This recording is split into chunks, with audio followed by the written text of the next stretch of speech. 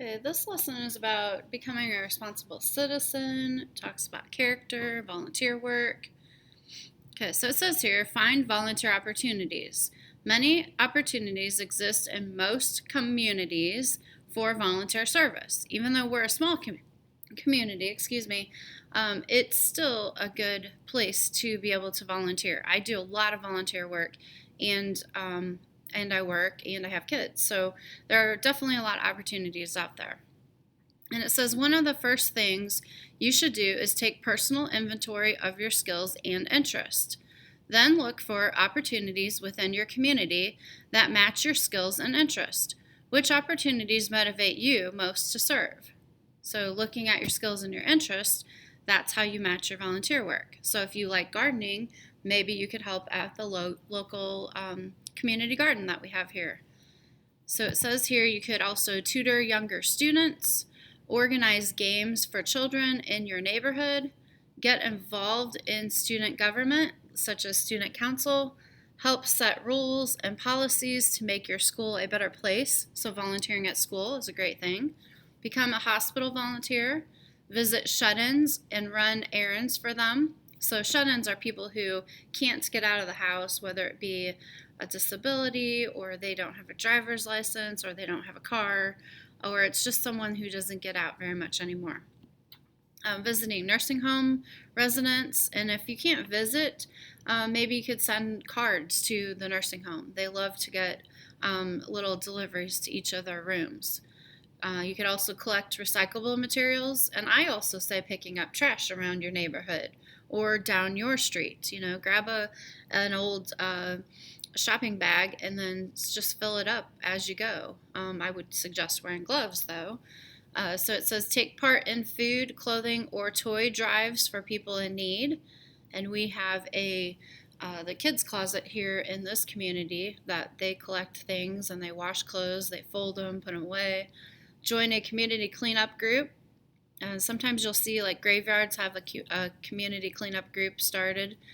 Help with a community garden, which I already talked about, or walk dogs at a local animal shelter. And we do have a shelter in this town, so you can check that out. So it's becoming a responsible citizen. You first learn and practice citizenship in your home and school. The two most important qualities of citizenship are caring and acting on your concerns. Danielle shows concern for her community by coaching kids' basketball team. Beth is elected to a class office because she treats classmates with honesty and respect. Drew volunteers at his community recycling center. Your ability to contribute to your community is directly related to how much you know. Eventually, as a voter, when you turn 18, you'll help choose public officials because that's your right. The more information you know about your community, the more educated decisions you'll be able to make. By reading newspapers and listening to radio and TV news, you can keep up with what's happening in your community and the world.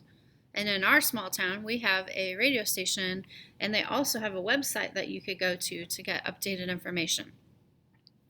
You'll have informed opinions that may enable you to influence others.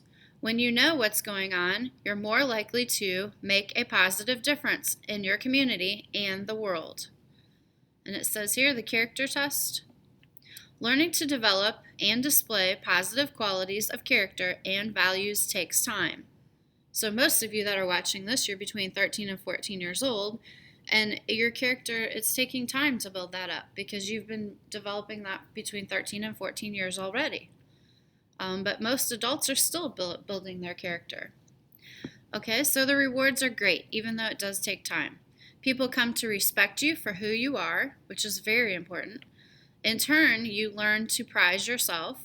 As you grow older and become more involved in your community, people may come to see you as a leader. And even on like a sports team, you could become a leader on that team. Regardless of the role you choose to play as a valued citizen, everyone who knows you regards you highly for having passed the character test with flying colors. Okay, so what makes you a good character? Your citizenship, your responsibilities, you being a responsible person. You having values. We talked about a lot of values like honesty, respect, responsibility, trustworthiness are values that build your character.